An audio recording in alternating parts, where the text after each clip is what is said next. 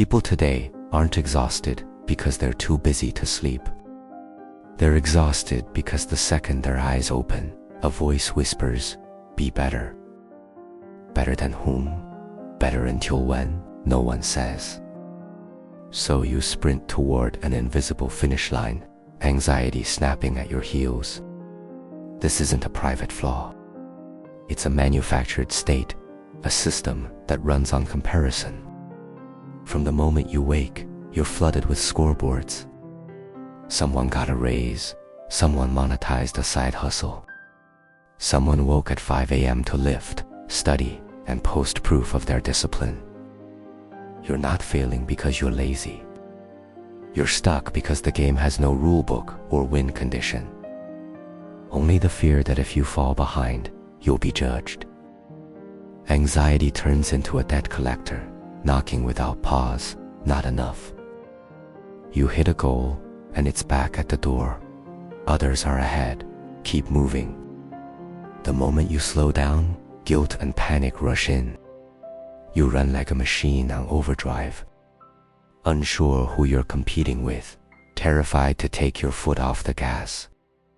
That's the essence of modern anxiety.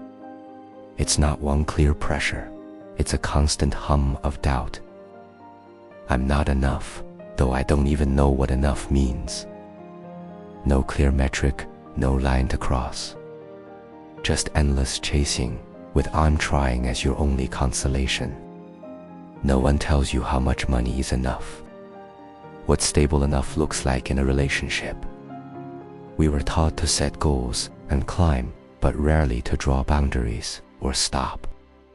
So people don't burn out for lack of talent.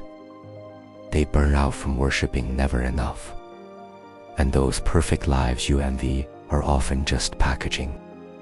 Behind a carousel of hustles, endless self-improvement, and polished posts, you'll find 3 a.m. racing hearts, caffeine on the nightstand, productivity masking panic. They're not at peace either, always afraid to stop. Here's the irony. Under the shine, anxiety gnaws at them too. Some of them are comparing themselves to you. Everyone is performing fine. Beneath the surface, anxiety runs deep. And in the end, we're all trapped in the same loop of mutual comparison. We mistake someone else's highlight reel for life's baseline. We say we're busy to live better, and in the process, we forget to live at all. Anxiety won't end until you define an ending. But saying enough feels like surrender, like walking off the track. You forget this. The world doesn't care whether you're good enough. It cares whether you're useful. So you keep running for approval. Yet the saddest part is, you never grant it to yourself. Worse, you adopt society's template as your compass. Who decided you must buy a house to matter? Who said turning 30 means you must have status, a perfect body, and wealth? Be honest, is it ambition driving you, or is it fear? Not the pursuit of success, but the terror of looking like a failure. Progress is good, but if your grind is just chasing someone else's lane, hiding your anxiety, or performing for the crowd, that isn't growth, it's self-erasure. You're not walking your path. You're fighting an imaginary better version that never arrives. Real growth isn't becoming more like others.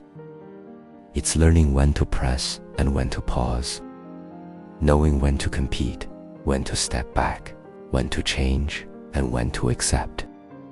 Growth is becoming more like yourself. You tell yourself you're busy to make life better. But if busyness devours life, what's the point? A little anxiety pushes you forward, but too much tears you apart.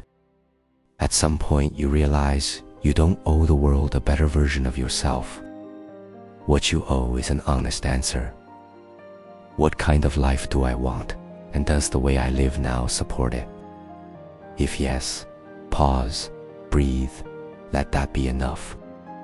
If not, then change. Not to look better, but to live better. If you like this video, don't forget to subscribe, like, and leave a comment. Your support means a lot.